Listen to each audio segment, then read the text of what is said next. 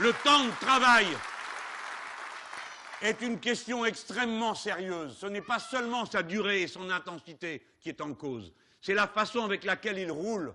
Vous savez comme moi que quand vous avez un horaire discontinu, que vous avez d'abord fait 3 ou 4 heures et qu'ensuite votre poste de travail reprend après une pause de 3 ou 4 heures, la pause en question, elle ne vous est pas payée et vous tournez en rond. Par conséquent, quand on arrive à faire une journée, il faut que tout le monde puisse la faire dans des conditions où il maîtrise son emploi du temps. La loi El Khomri prévoit maintenant qu'on peut vous prévenir 3 jours avant que votre emploi du temps a changé. Qui peut changer l'organisation de son existence 3 jours avant? Comment on fait 3 jours avant pour trouver la nounou, s'il faut, changer l'heure? Changer l'heure de qui va aller chercher le môme à l'école ou à la crèche? Quelle vie ils ont? Quelle vision ils ont de la vie des gens? Qu'est-ce qui compte d'abord? Nos gamins ou leurs foutues marchandises? Bien sûr que ce sont nos gosses et nos vies.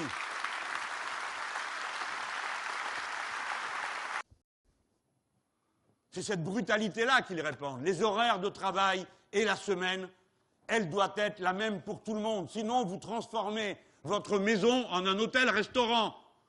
Les uns vont au boulot, les autres sont là. Et puis ceux qui sont là s'en vont à l'heure à laquelle les autres arrivent. Et vous savez bien comment ça se passe. Quelqu'un devient le domestique de tout le monde dans cette histoire. C'est pas la peine que je dise qui, non? On connaît.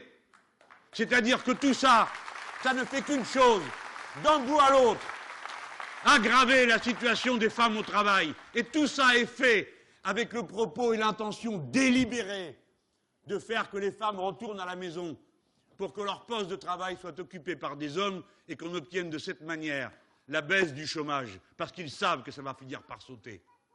Tout ça est fait d'une manière très méthodique et va toujours dans le même sens.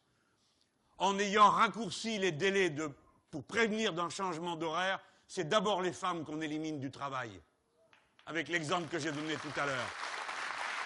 Avec l'imposition du travail du dimanche, c'est d'abord les femmes qu'on élimine du travail, parce qu'elles savent ce qu'il faudra sacrifier à ce moment-là. Voilà comment, au bout du bout, comme toujours, la violence d'une situation se décharge sur le plus faible, sur celui qui a le moins de droits.